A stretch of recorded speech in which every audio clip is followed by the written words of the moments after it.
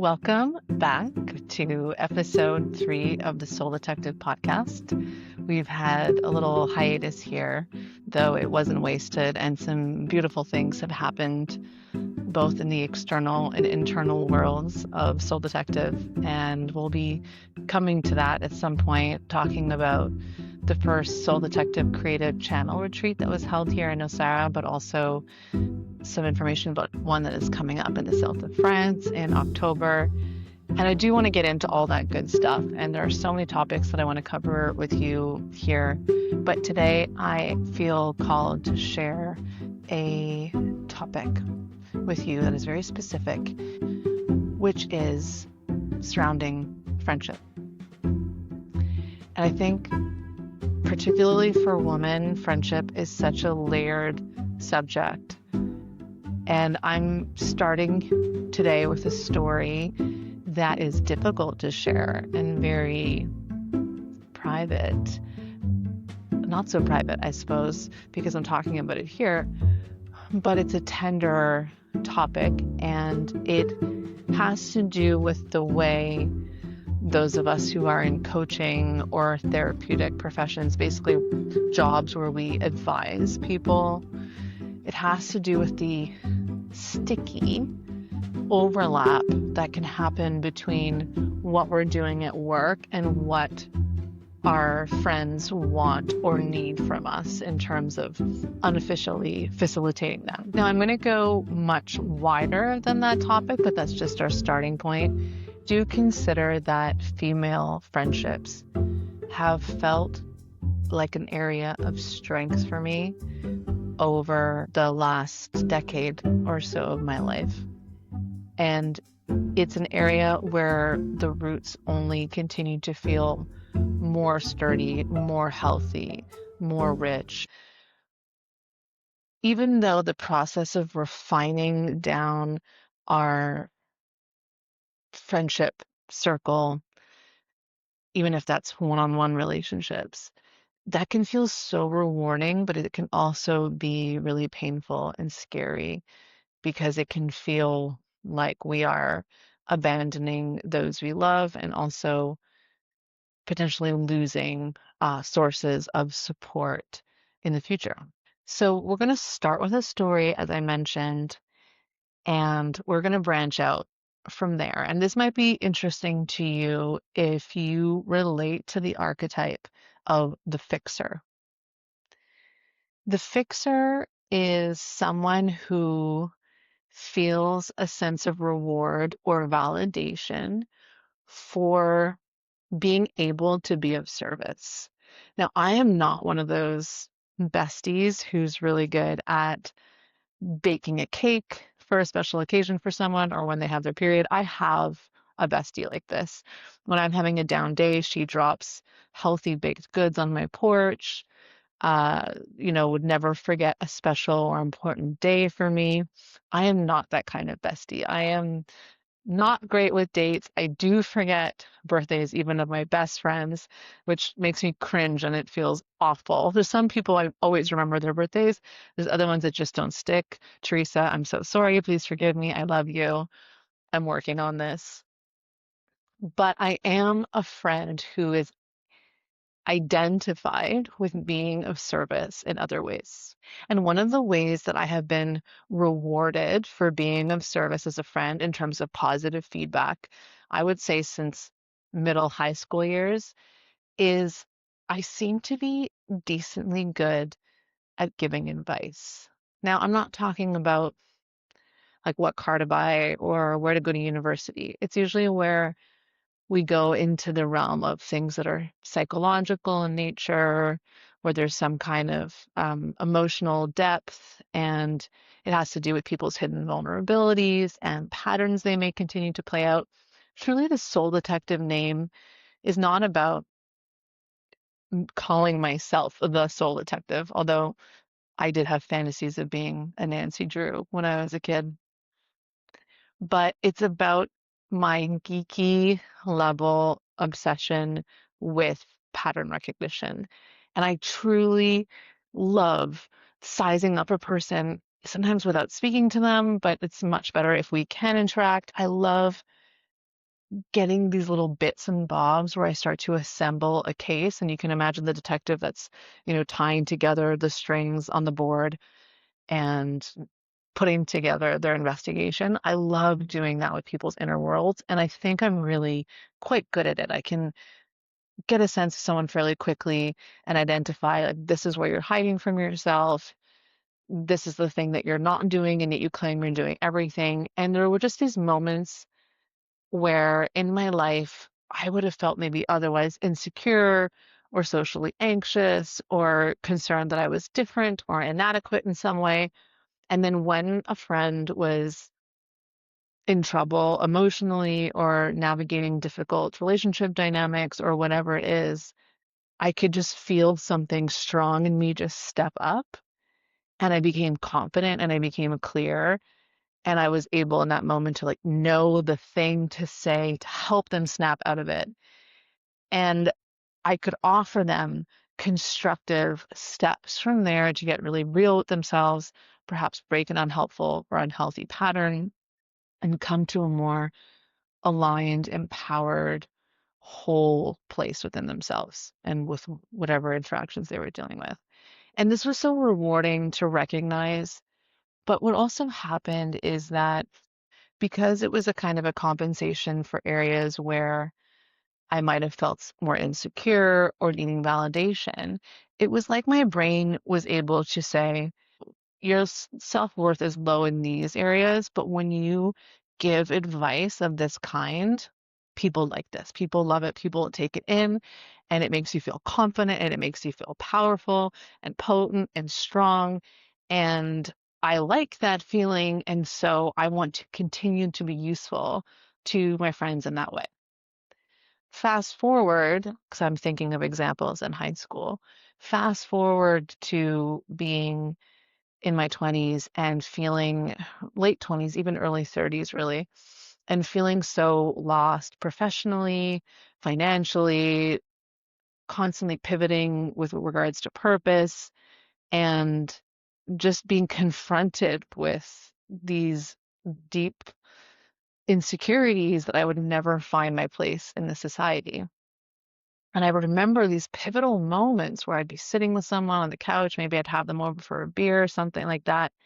And all of a sudden I would switch into that gear, my fixer gear, and I would just like know the thing to say that would just give them the aha, and I would see the puzzle pieces click into place. And I was like, damn, I'm good at something. I'm good at this. And I was, trying to sell a sitcom at that point. I was working adjacent to the art worlds. And I looked at my life and I said, like, okay, well, what am I really consistently good at? What is effortless for me? What do people seem to value from me? And it was this fixer advice giving ability. Every strength has a shadow. And I've had some friends also reflect back to me, like, I don't need advice on this. Doesn't happen very often. Most of them do appreciate it. But there have been moments where I've been invited to just listen and let them feel like crap about something and be there. And we're going to kind of come back to that at the end. So, in that moment of feeling lost professionally, I saw that socially I got this great feedback around this. And that is when I started to explore having an advice giving business. And I started the original version of this practice, which was Tour de Soul. It's now been rebranded as Soul Detective. And initially, that started with tarot readings, astrological North Node readings, and something like I like to call self-healing consults. And gradually, I moved away from any kind of esoteric or divination practices, including astrology, and I was much more interested in working one-on-one with people where I could get into the nitty-gritty of the pattern recognition. So once I made advice giving my job, something shifted in how this turned up with regards to social interactions. In the past, I would get really frustrated because I would be spending, seemed like up to 6 hours a day when I was self-employed and working on different projects on the phone with people. And I would be giving advice, I'd be giving them pep talks, I would be motivating them. And it seemed like a job in and of itself just to kind of lift up the people that I loved and the people in my life. And I recognized that was a problem because I was not taking care of my bottom line in terms of my job and my professional life and sometimes other self-care habits as well. So when I started to be paid to do this by people, it was almost like that need to be of service in that way became satiated, and I was no longer as tolerant or motivated to do it outside of the context of my work. Now, when someone I'm really close to comes to me with something they want help with, there's a kind of a clarity in that where those people that I've chosen to be in my inner sanctum, there's a mutuality to our connection. They're there for me, I'm there for them. Sometimes it's asymmetrical. That's okay. It can balance over longer stretches of time. But I was no longer as prone to offering this advice unsolicited. But what happened is there opened up this sticky new area where there were times where the way that I would support certain friends, and this was mostly acquaintances, not so much my close friends, but sometimes with close friends as well, it did start to feel too lopsided. And it started to feel like I was coaching them for free, which I didn't love. I didn't love that feeling. And I didn't love it not just because of the use and drainage of my time and resources that could be used towards building my business and taking care of my stuff, but also because I've noticed that those people who really thrive when wanting to make changes in their life are those people who take initiative, invest, put skin in the game, etc. Like right now, I'm in a co-working space. I paid to be here. I am invested in this podcast. I really want to focus on it. And I know there's a difference when I come and I pay to have a nice office to film from.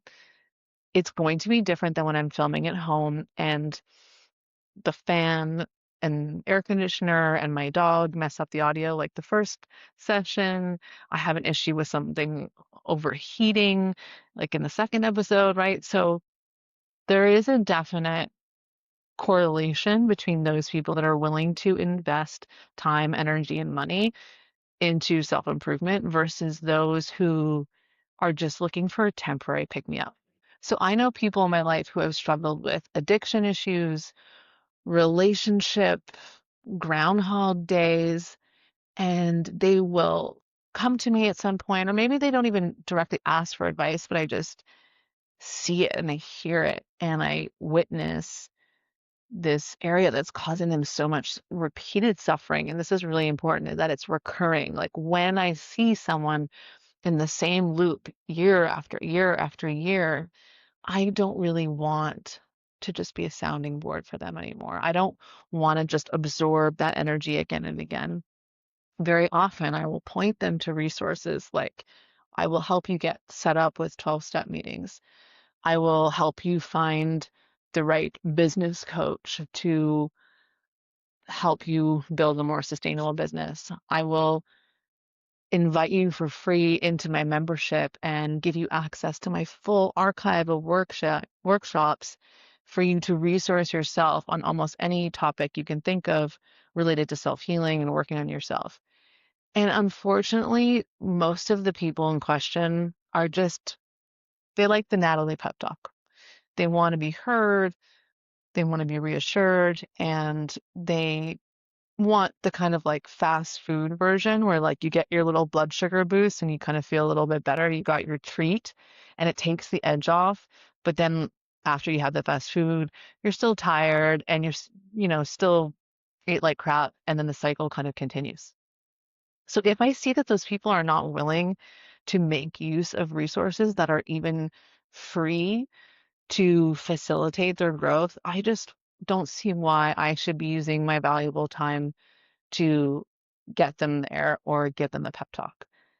And it becomes tricky because, like, if I know someone as a friend, I don't really think it's going to work for me to become their coach, therapist, guide, like I have with my one-on-one clients. It can work better the opposite way in the sense of I have a lot of long-term clients who there's like a friendliness, and we can when we're making our appointments, we can check in about how life is. And when we're on retreats, we can have fun.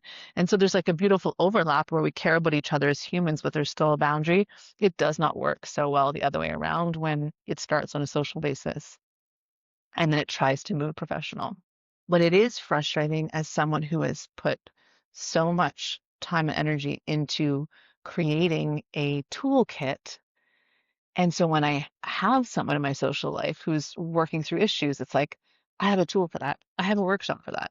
I'm doing a class on that this month. And I think this is kind of a common phenomenon. I was just listening to an episode of Smartless where Amy Schumer was being interviewed, and Jason Bateman and Will Arnett and Sean Hayes, they were all saying that they're the least important or significant when they're in their home environments. Even these people who have incredible fame, their family members, their partners, they might not really know everything that they do or care, or their childhood friends. And that's kind of appropriate. Like it's nice that we have people who care about us regardless of our achievements. However, when you work in personal development industries, it's trickier because you care about the people that you're around and you have resources for them. And this doesn't just have to be psychological. Like if you're a money advisor and you see someone investing terribly, it's hard to bite your tongue and not want to help them. And so, generally speaking, I've been quite good at maintaining a close circle where it's not always perfectly symmetrical, but there's like an exchange. And I know this sounds weird to like quantify the value of a friendship, but I look at it like energy exchange. There's a nice kind of mutuality between what I can offer them and what they can offer me. And very often those are very different. I have friends who I give advice to and I kind of keep them on track and I give them the tough love that they need and they value that a lot. And they might be a friend for me that just like bring poetry into my life and make me laugh and help me not take things so seriously and remember my kookier side, and that's highly valuable to me. And so we continue to have a beautiful energy exchange. Okay, I get to the situation, the hairy situation.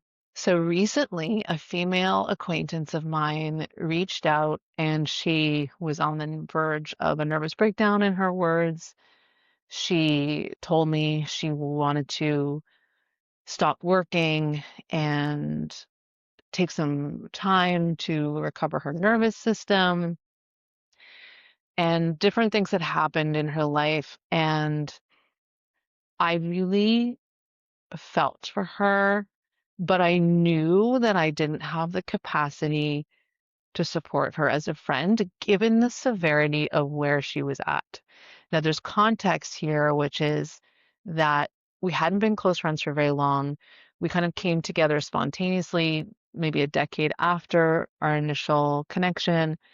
And she had been kind and generous. She had hosted me at her place when I was traveling where she lives. And so I had given her a reading to say thank you, and I had shared a couple of my services with her. And then there were times where she needed support, and she was moving through some very challenging things in the last few years. Like it was admittedly heavy. However, alongside these intense life things, there are other long-standing issues that are hers that are not just life happening, and they relate to patterns that I won't get into that are more about individual responsibility. And I can't ignore those things, right? So it's like you can have someone who loses someone and is going through grief, and they could be moving through that in a relatively healthy way. And then you can have someone who is, you know, practicing forms of self-destructive habits. And you can say, like, look, I want to be here for you, but I can't continue to condone these kinds of behaviors that you're using to move through this difficult thing. And so when I had lost my dad, she had reached out and she was kind and she offered support. And I was grateful, but I didn't need the kind of support that I had given her at the time of her loss because I have my own resources. I have the tools that I've developed over the years. I have, a close network of friends whose judgment I really trust. I'm close with my mother. I have people that are in a similar headspace. And I also have best friends who like I wouldn't go to advice for them. Like they don't have the same view on some of these life things. So to me, them being there is very supportive, but I don't really want or need their advice in terms of like personal wellness. And so when this person reached out, I just was like, oh, I'm so sorry to hear this, and I kind of it was like a brief exchange. And then a little while later, she reached out again and she was like, okay, I'm interested in your retreat. I just finished a writing retreat here, as I mentioned before, and she was interested in doing one. And this person's like a very talented writer. They've been dealing with writer's block. And on the message, they also shared a couple of other things, which is like all the stuff I'm telling you, I haven't told any of my other friends. They don't know any of this. And just like they haven't known any of the other things we've spoken about in the past. And I was not at all surprised to hear this because I know that this person is vulnerable with me in a way that they're not with the other people in their life. And that's part of the problem is that their life is not always reflecting the integrity of what's happening at these subterranean levels. And so in the past, I had done my best to support a little bit as a friend, but I'd also encourage this person to explore some of my tools because, as I said, we were not very close. And I had an amazing community of women that I was working with weekly. I had all these workshops of support, and we did some one on one sessions, but as a kind of exchange, she had a very big following on social media, and she was interested in us filming our sessions and sharing them to her followers. And I didn't get any followers from that, even though this person has a huge audience. And I didn't think it was a great idea for her because it's very hard to be vulnerable. And already she's like an image conscious person, and it wouldn't be easy for her to let her guard down in that way. It's already very hard to do it without a camera. And I did it anyway in the name of being open-minded and, needing more clients at the time and things like that. And in the end, I don't think it was necessarily fruitful for any of us. I think that, maybe she got something out of it psychologically, some catharsis and things like that. And, maybe it was an interesting exercise for me, but I didn't get a single follower from it because she and I have very different audiences with very different values and style and aesthetic and all of those things. And so this time when she reached out about the retreat, I was happy to share the information. And then the conversation kind of veered to all these things that she was dealing with. And at one point I said, like, I have to kind of put my foot down. There have been many times where you've reached out and you're dealing with something major like a crisis, and I've tried to gently direct you to my offerings where I think I can be of great support, and I have the tools for you and I have the accountability. And by the way, this person is someone who has the resources. To be fair, I might shouldn't have written back in the place that I was in, which was I was quite drained after hosting a week-long retreat. It was like the same day it ended, the day after, and I was comatose on the couch for a week. So my tank was pretty much empty, and I take responsibility for answering in that state. I probably should have waited till I was in a bit better of a state of equilibrium, but I did answer. And at the time, she took it really well. And she's like, I hear you. Like, I so many times I've wanted to jump in and I hold myself back. And then, it's because I don't want to face these things. And I was like, oh, amazing. Like, this is the breakthrough. We see things the same way. Like, she's ready. She's facing everything. Then the next day came and I could start to hear the doubt coming back. Like, the tone just changed back to what happened in the past. There's like that commitment energy. And then it was like, well, I'm going to see, I'll think about it. And I also had sent her several resources that were not mine, for an osteopath and different things I thought she would benefit from, different modalities for nervous system work. And I'd kind of given her a plan, like start with these nervous system practices, see these practitioners, let's do one session to support you through this crisis time, and then we have the retreat coming up in October. And she essentially accused me of being transactional and trying to client zone her, which is an interesting tone term. And I, had to deal with the ick of how bad that sounds and feels. So, long story short, it ended very badly. And it was such a confronting situation because I was trying to set a healthier boundary to keep my social relations reciprocal. Those people that I can be on call for, like a doctor that's on call at any hour of the day, are limited for a reason because there's only so much bandwidth that we have. And of course, the occasional person that's an acquaintance that's in a crisis, of course, if you can step up in that moment, it's beautiful. Just like any person on the street, like anyone in our community, we should always be available for that. But if there's been a systematic pattern whereby that person is asking more of you than you feel willing to give or that you're asking for in return, it feels extractive, it feels straining. And so that was such an interesting kind of case study for me of looking at the ways in which I am identified with being a fixer and the shadow side of that, of when I can't sustain that or when I've tried to go along with it, when not every part of me is really consenting. Now, I want to switch gears here for a moment to this beautiful movie I watched made by Jonah Hill and starring Keanu Reeves as an ex-child actor, which you might know I also am. And so it felt really fitting on multiple levels and also kind of confronting. And one of the psychological battles of this protagonist is that he wants to be liked. And this is such a brilliant premise because Jonah Hill was looking at, okay, what if someone in Hollywood who we all like, who obviously must get attached to being that, golden boy, if his reputation was threatened by something coming out that would cancel him. And so Keanu Reeves is the perfect choice because we all love culturally sainting him. And I can only imagine what kind of pressure that is to live up to. But I can, of course, relate to this idea of wanting to be known as someone who's likable and in integrity and so on. And there's an amazing scene in the movie at the beginning where he's talking to some tech grips on backstage on a set, and his assistant comes up and he's like, "Oh, is Keanu doing this whole thing where he tries to seem like one of the people?"